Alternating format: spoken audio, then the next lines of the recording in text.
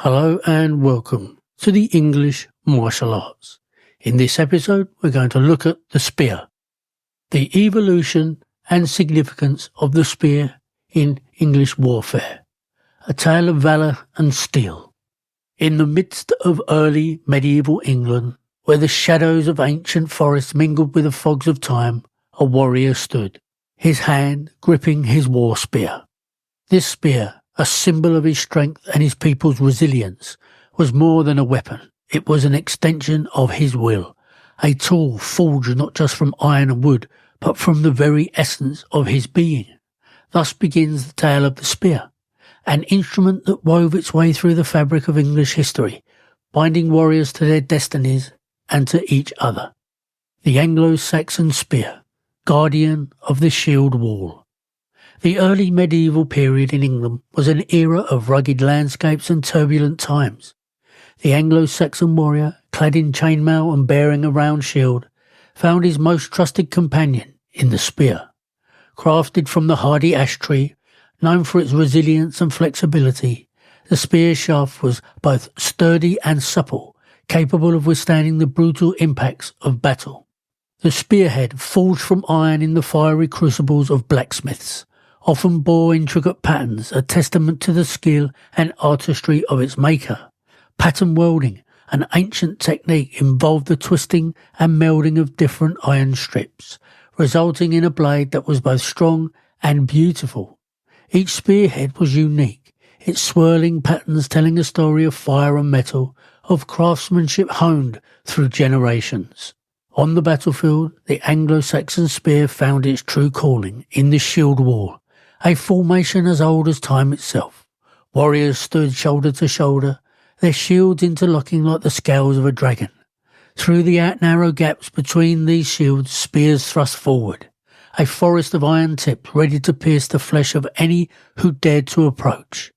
This wall was not just a physical barrier, but a manifestation of unity and discipline, each warrior relying on his comrades to hold the line.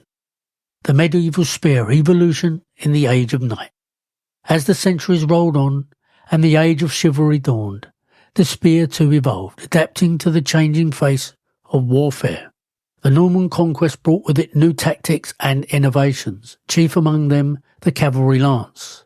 The knight, a figure draped in steel and mounted on a war horse, became the epitome of martial prowess.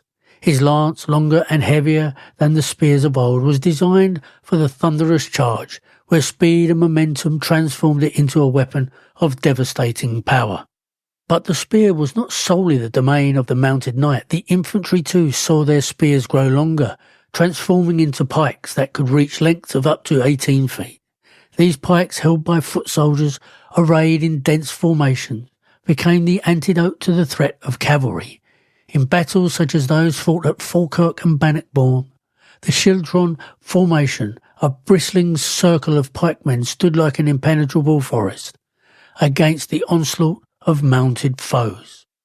The construction of these spears remained true to tradition. The shafts, still often made from ash, were carefully selected and treated to ensure that they could bear the strain of combat. The spearheads, now more standardised in their design, were crafted to penetrate armour and flesh with equal ease. While the artistry of pattern welding was less common, the quality of steel had improved, making these weapons more reliable than ever.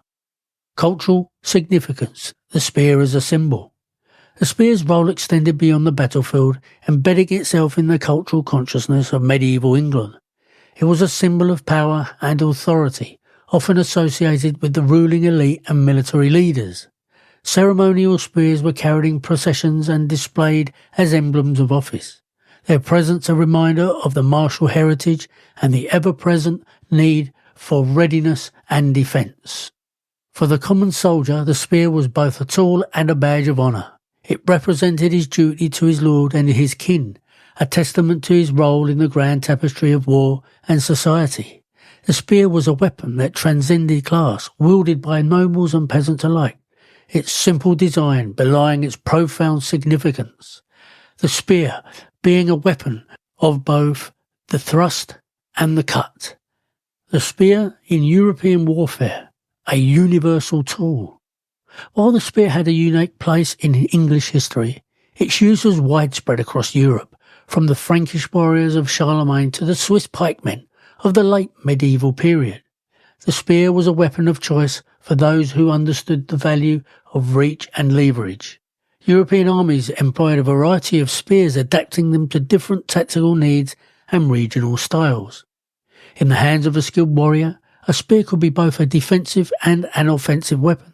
Its long reach allowed soldiers to strike from a distance, keeping enemies at bay, while its versatility made it suitable for both thrusting and throwing. In battles where formations and discipline were key, the spear's ability to maintain order and cohesion was invaluable. The spear in combat. Length and strategy. The length of a spear was a crucial factor in its effectiveness. In single combat, shorter spears, typically around 6 to 8 feet, offered greater manoeuvrability, allowing warriors to thrust, parry and counter with agility. These spears were often used in duels and smaller skirmishes, where quick movements and precision strikes were essential. On the larger battlefields, however, longer spears and pikes came into their own, ranging from 10 to 18 feet. These weapons provided the reach needed to engage enemies before they could close the distance. In formation fighting such as the schildron or the phalanx, soldiers stood in tight ranks. Their pikes held outward to form a wall of steel. This arrangement was particularly effective against cavalry, as horses would balk at the forest of sharp points, and any attempt to break through would be met with a deadly counter-thrust. Spear arrangements, tactics and formations. The tactical use of spears was an art in itself. In the Anglo-Saxon shield wall, the emphasis was on solidarity and mutual support. Each warrior's shield protected not only himself but also his neighbour, creating a seamless barrier. Spears were held at various angles, ready to jab at any foe who ventured too close. This formation was both defensive and offensive, allowing for a controlled advance while maintaining a strong line. In later periods, the pike formations required different tactics.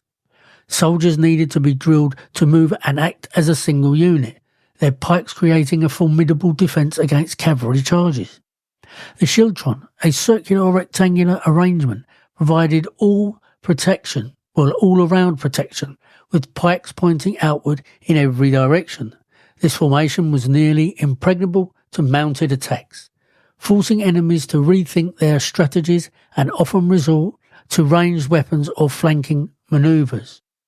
Conclusion. The spear's legacy. The spear in its various forms was a constant presence in the tumultuous history of medieval England and Europe. It was a weapon that adapted to the changing needs of warfare, from the intimate clashes of the shield wall to the grand battles of pike and lance.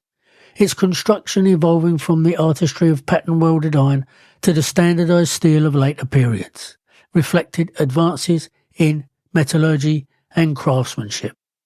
More than just a weapon, the spear was a symbol of the warrior's spirit, a testament to the courage and discipline required to stand firm in the face of danger. It represented the unity and resilience of those who bore it, from the noble knights to the humble foot soldiers. As a cultural artefact, it spoke of a society that valued martial prowess and the readiness to defend one's home and kin. In the hands of an English warrior, the spear was a tool of survival and a mark of honour, a weapon that bridged the gap between the individual and the collective, the past and the future. It was and remains a symbol of the enduring spirit of those who fought and bled on the fields of history, their tales etched into the annals of time with the sharp edge of iron and the unyielding strength of ash. Thank you for watching this video. Please subscribe as it really helps us. Thank you.